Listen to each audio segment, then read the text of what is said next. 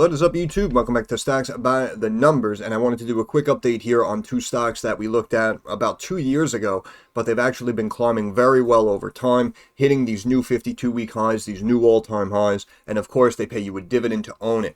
And I understand that these are not the most exciting companies out there, but in my eyes, this was essentially the closest thing to quote-unquote almost a guarantee of capital appreciation while we were collecting our dividends. And of course, well, they're doing very well. So the first company we're looking at, Louisiana Pacific Corporation, ticker symbol LPX, listed here on the New York Stock Exchange. I mentioned that in my opinion, in this economy, due to the hyperinflation, that the material companies, in my eyes anyway, were going to remain solid, remain stable, grow over time. And again, these are two names that pay you dividends to own it. So LPX sitting here a touch below $90 a share. The company recently hit new highs of $92.37 and is above this all-time top resistance trend line and actually ran to uncharted waters there as it broke up above this trend line here into the 90s. And this was the first time we looked at it here on this channel back. It was like the third week of June back in 2022. And we looked at it here. And I said, in my opinion, I like it for the long term. And I think it was only maybe about two weeks later. And we got word that Warren Buffett, through Berkshire Hathaway, took a position in LPX and is still holding. And obviously, we had some ups and some downs. We did another update over here. March 10th, I think it was, 2023, with the stock at 55. We were looking good from the first time we looked at it, and at that time I said, in my opinion, we were expecting a pullback, we were expecting a sell-off, and here we are, we dropped to the low 50s, then we have a nice explosion. Company comes out, misses earnings on the top and bottom line, actually craters all the way to sub $50 a share. If you recall, this was during the sell-off of those summer months as well.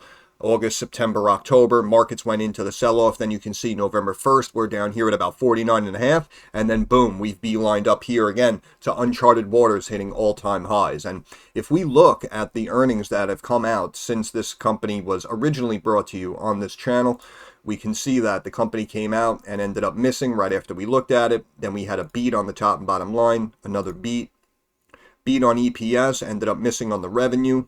Another big miss there on top and bottom lines, and then we had a beat, and then a beat, and then a beat. So LPX has been off to the races. Yeah, some hits and some misses, but again, overall, it was the mentality behind the entire situation. Again, due to the hyperinflation, in my opinion, I said that these material stocks were going to remain well, and of course, we had, again, Buffett take a position in the company after we originally looked at it back in mid-22.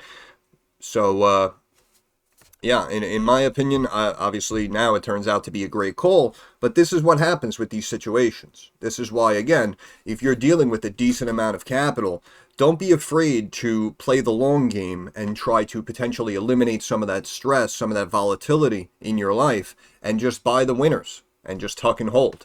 And I know there are a lot of other companies out there that are paying more healthy dividends, but of course, again, material company, we saw it was going to grow. It does pay you a dividend, so there are worse stocks to own. But market cap here is still below $6.5 billion. I think when I originally looked at the stock back here, I said, in my opinion, this is easily like $100, $150 stock. And again, it has taken a while, but as we see, we broke up into the 90s, and chances are we're probably going to hit 100 soon. But $6.5 billion market cap, we're getting paid a dividend yielding 1.13% right now. PE sitting at about 25 even. The company's earning $3.68 a share. We do have a pretty high beta, but as we see, the EPS has been solid. 3 beats in a row here, beating 3 of the last 4 quarters. And it looks like we're maintaining like these high 700 million marks. And if we switch over, we can see that we did have a big pullback after the rush here, after the lockdowns. Revenue jumped up to almost $4 billion for the year. Now for 2023, they closed out at $2.58 billion. However, again, we have a market cap of about $6.5 billion. So we're trading only about like 2.5 times these annual revenue numbers. And in my opinion, I think that the stock remains strong and it's probably going to continue to keep climbing over time. If we look recently here after this pop, we can see now we have the trumpeting of our Bollinger Bands, and we also have the RSI is now sitting above 70, but has been above 70 for looks like about a week and a half. So in my opinion, we may begin to pause a little bit. I mentioned that fib level of 89.16 right there, that it might retest. and now with the RSI above 70, we could potentially start pulling back a little bit. But overall, in my opinion, I do still like LPX. And again, we have our friend Warren Buffett, who backed me up after the original video in 22 and is still holding Louisiana Pacific. And Steam Friend, my apologies.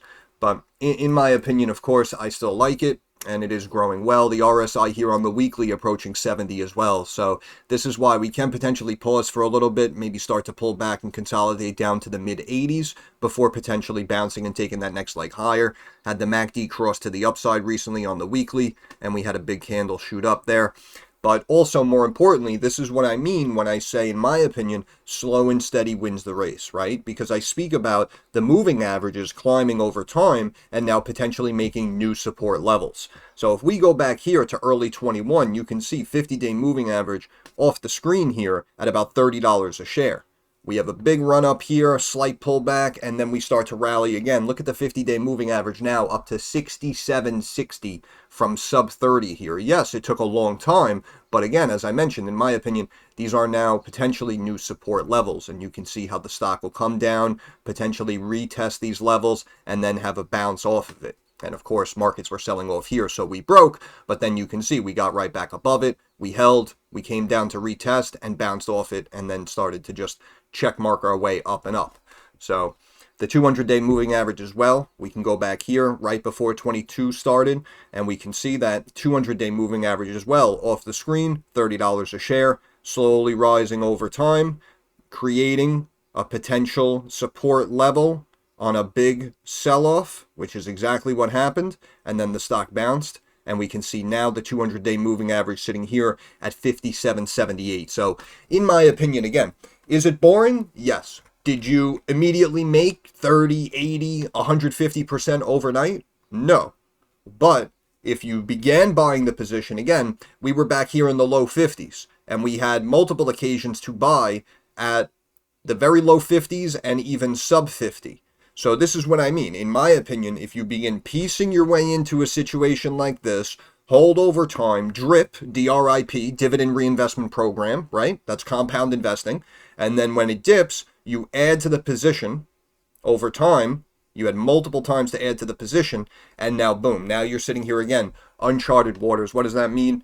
As we look again, we can look at the all-time chart here, and you can see this is going back to the highs hit in February of 94, going up across the tops, connecting to the highs that were hit, I believe, December of 21, cutting across, and you can see now that the stock has shot up above that top all-time resistance trend line and is now in what's called uncharted waters, meaning that the stock can easily run to $100, $106, wherever it wants to go before pausing and beginning to pull back and sell off. So in my opinion, I still like it. And you can see also, just looking at the chart here, you can see the massive explosion coming out from 2009 up until present day. Now, again, it did take 15 years, so not many people would have held it for that long, but you can see the fact that when these economic, how do we call it? I mean, it's really a disaster, technically, right? What happened in 2008, and then, of course, we have, these pullbacks in 2020 from the lockdown. So anytime you have these quote-unquote economic disasters here, when we had the real estate bubble burst, this is when stocks like this begin to really take off, right? Because what did we have to do? We had to print a heck of a lot of money to get ourselves out of that jam. And of course, when you print a lot of money, you're dealing with inflation, you bring the value of the dollar down, which in turn has to bring metals and materials up over time. And that's why you see a lot of material stocks basically with this identical chart here climbing over the last 10, 15 years as the dollar, in my eyes anyway, has gotten weaker and weaker over time. So that's why, again, I was pretty bullish personally, in my opinion, on LPX. And I said over time, yeah, I was looking for north of 100, and the stock up there hitting 92.37. And we'll switch over here to another material company, which I spoke about. And we're looking at SCCO, Southern Copper Corporation, stock up to $120.62, down 2.25 today, 1.85%, and we can see recent 52-week highs hit of $125.54 a share. Stock originally brought to you on this channel right here at about 45 and change, maybe 46. And I mentioned multiple levels that I was watching. I said, in my opinion, we should be bouncing and testing this level, and then only a matter of time before we pop up and explode from it. And of course, that is exactly what happened. This was our double top here that we called out. Looks like at about 82 and change, maybe. And I mentioned that we could potentially get back to that level. I think I did an update sometime in here. I'll try to look and find a date for you guys. So yeah, right in here, July 15th, 2022. There it is, right down there. July 15, 2022. We bounced around. We were in this channel. We bounced around. We dropped down a little bit, got back to our range, and then went up and off to the races. I did an update August 14 of 2023. And the stock was up at about $80 a share when we originally looked at it at like 45, 46, right? So we did a quick update. I mentioned that you essentially doubled your money. Yes, it took a while, but in my eyes, again, just like with LPX, it was essentially, in my opinion, quote unquote, the closest thing to a guarantee that you could have seen. And as you see, obviously, SCCO continued to climb up and ran another 50% after running about 90% for us over that year or so. And again, the stock is up here at, I believe, yep, SCCO also in uncharted waters at all-time highs, so that stock can easily keep going as well. But this one obviously performed a little bit better than LPX. But in general, I'm sure you can understand the gist of what I was trying to bring to the table. And again, I unfortunately, these are the companies that fly underneath the radar, that not a lot of people trade, not a lot of people pay attention to. And as you see, it's a shame, because we were able to see slow, steady, stable growth over about the last year and a half, 2 years with both of these names. And again, this stock from 45 up to about 80. Nice pullback here to sub 70, and then boom, up to about 120. So you're up close to 200% here if you bought this dip down in the 40s. You're up to close to 200% with the stock that, in my opinion, is probably going to keep climbing, is in uncharted waters, and pays you a healthy dividend to own it as well. So now our market cap is up to $94 billion, with a dividend yielding about 3% here in change. PE now up to north of 40, and a lot of people may view this as high, but what did we just say? If we consistently keep printing dollars and the value of our dollar goes down, then you're going to see the value of metals, materials, oil could potentially start rising on that dollar depreciation.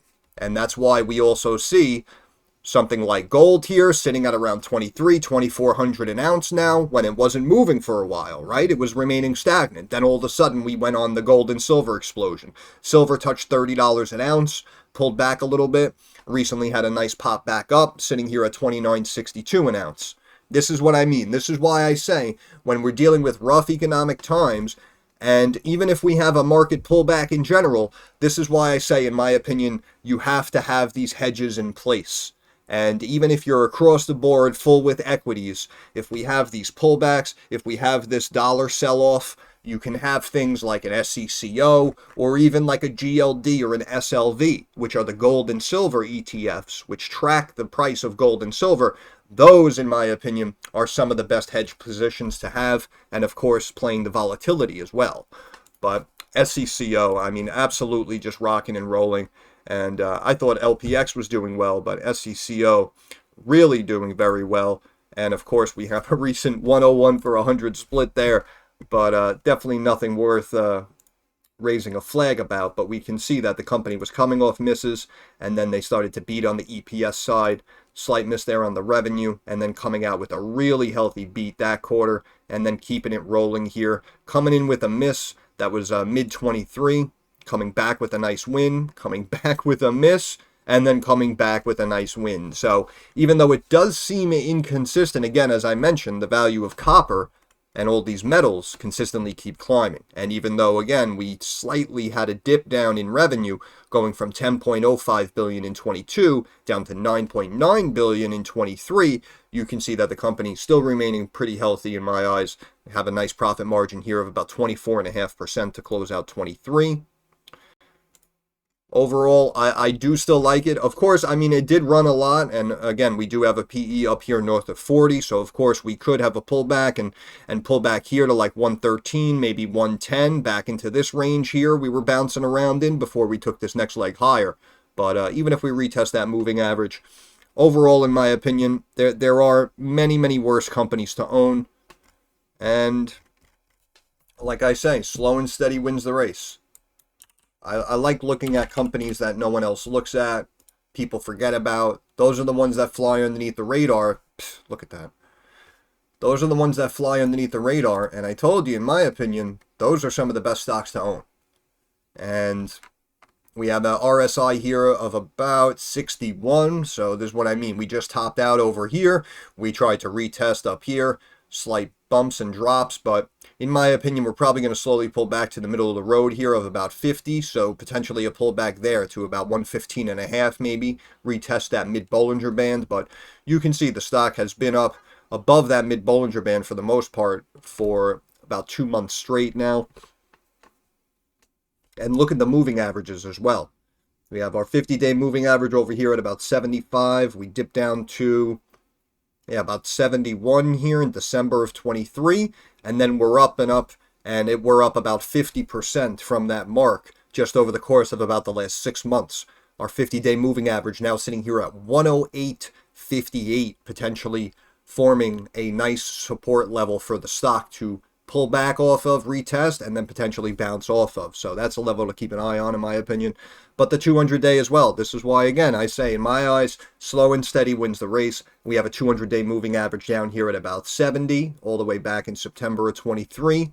And now we fast forward, and we're sitting here at 84.41, and going to probably continually climb up and get into the 90s as well. And remember, originally brought to you on this channel at like 45, 46. And now we have moving averages sitting here at 84 and change and over 108. So in my eyes, obviously, that was a really big winner.